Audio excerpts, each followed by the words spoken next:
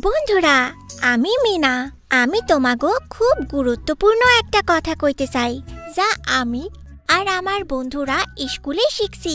আমাগো স্কুলে আপা সাধারণ কিছু রোগ যেমন সর্দি, কাশি, জ্বর, ডায়রিয়া বা পেটের অসুখ বিষয়ের উপর পড়াছিলেন।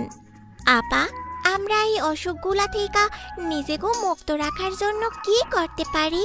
ভালো প্রশ্ন মিনা। এই অসুখগুলোর বেশিরভাগ প্রতিরোধ করা সম্ভব শুধু আমাদের হাত পরিষ্কার রেখে।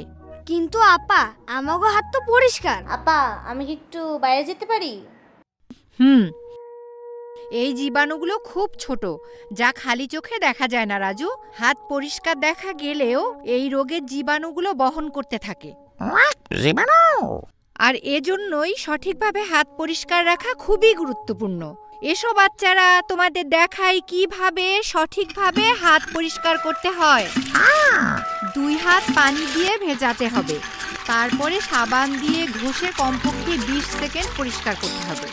বাইরে থেকে বাড়ি আসার পরে, হাঁচি ও কাশির পরে, টয়লেট ব্যবহারের পরে, খাবার খাওয়ার আগে এবং বাচ্চাদের খাবার প্রস্তুত এবং খাওয়ানোর আগে সাবান ও পানি দিয়ে 2 হাত ভালোভাবে ধোয়া প্রয়োজন। এখন থেকে আমি সব সময় আমার হাত পরিষ্কার রাখবো মিনা। আমি দীপুর মতো অসুস্থ হইতে চাই না। হ্যাঁ রাজু, কিন্তু দীপু কই? দীপু! দীপু! আরে দীপু, তুমি আজকের ক্লাসটা করতে পারলা না। এটা ছিল কিভাবে হাত ধুতে হয় তার উপর।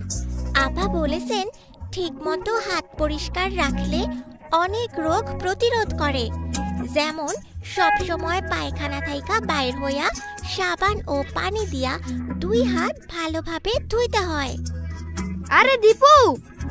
না দীপু না, বালতিতে হাত ডুবায়ো না, পানি দিয়া 2 হাত ভিজাও।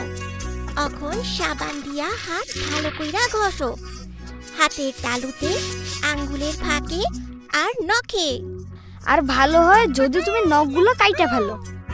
ঠিক আছে ঠিক আছে। এগুলো কি আমার পেটের ব্যথার অসুখ বন্ধ করতে পারবো?